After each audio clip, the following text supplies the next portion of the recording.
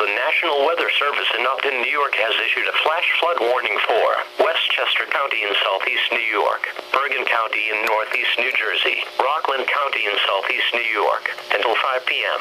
At 2:54 p.m., National Weather Service Doppler radar indicated flash flooding from numerous thunderstorms over the warned area. Over 3 inches of rain has fallen across some of the area due to previous storms, and flooding has already been reported. The additional heavy rain over the area will exacerbate existing flooding and lead to new areas of flash flooding.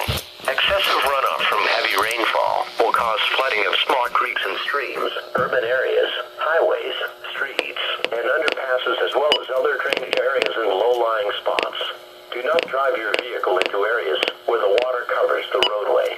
The water depth may be too great to allow your car to cross safely. Move to higher ground. Repeating, a flash flood warning has been issued until 5 p.m. for the following county: Bergen County, New Jersey, and the following counties in New York, Rockland and Westchester.